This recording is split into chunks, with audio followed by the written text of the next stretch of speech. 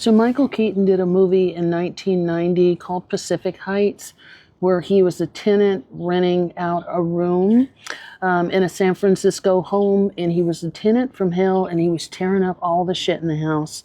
And it was the perfect con, and I'd like to have a conversation about it. Hi, my name is Dr. Natalie Jones. I'm a licensed therapist. And one of the things that I encourage everybody to do, particularly if you're a young person that watches me, you might want to spend a weekend or so, just watching all the psychological thriller movies from the 1990s, early 2000s. They really are they really are some true gems, and they can teach you a lot about life. And this movie is no exception.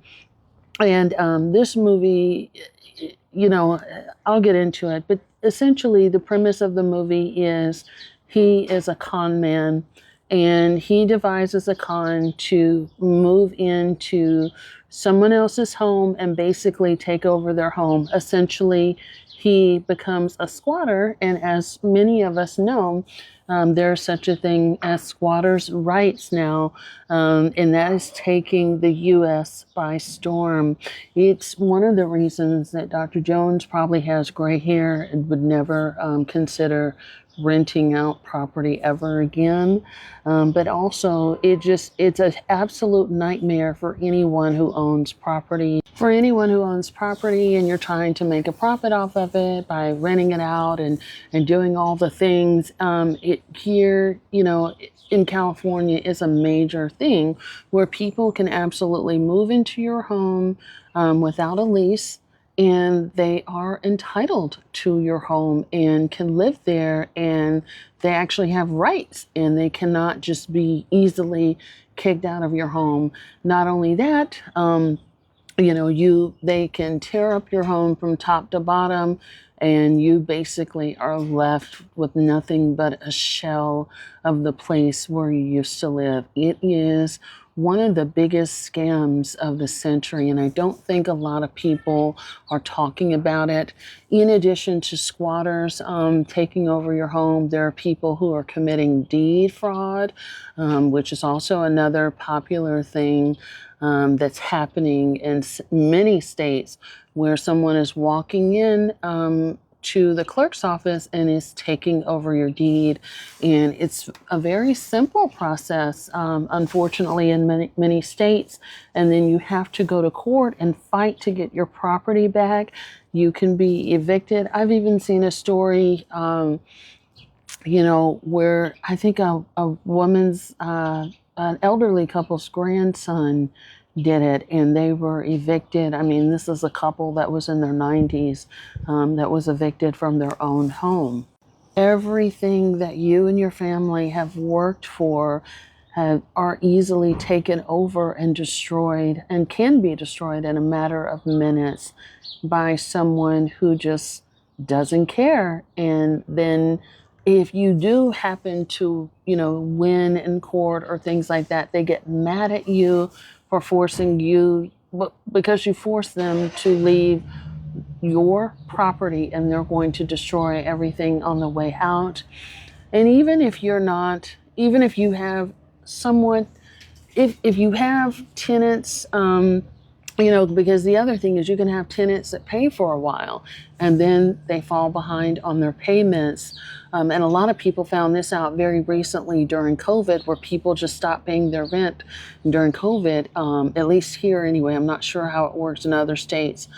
People could not be kicked out because of the COVID mandate, but they could go. COVID went on for quite a while, and technically is still going on, but they couldn't be evicted from their homes. So essentially, you have tenants that were paying at one point in time, but no longer want to pay or no longer feel like they have to pay. And then it just becomes a big old mess. And now you have the government saying that, hey, due to a national disaster, people can't be kicked. It's the latest thing to, happen, to cause an economic crisis with people, usually people that are just middle class, earners that, want to rent out their property and keep real estate in their family. but it's also another indication how people will be quick to mess up something that doesn't belong to them, and they don't feel anything about it. In San Francisco, I think, interestingly enough, like the movie Pacific Heights, or in the Bay Area, there was a man that was on the news recently. I mean, you had the landlord had put signs talking about there's a squatter here, and he wanted this person out. They were picketing outside of the house, and the squatter just went in like no one's business and carried on.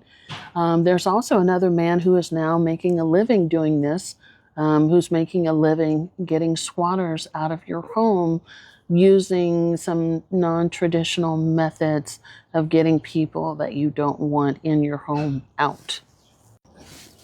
Renting out real estate isn't necessarily the get rich quick scheme that people make it out to be. There's a lot of ins and outs behind it, and now more so than ever, the law is mostly on the side of the tenant, even if they are not officially a tenant of your home.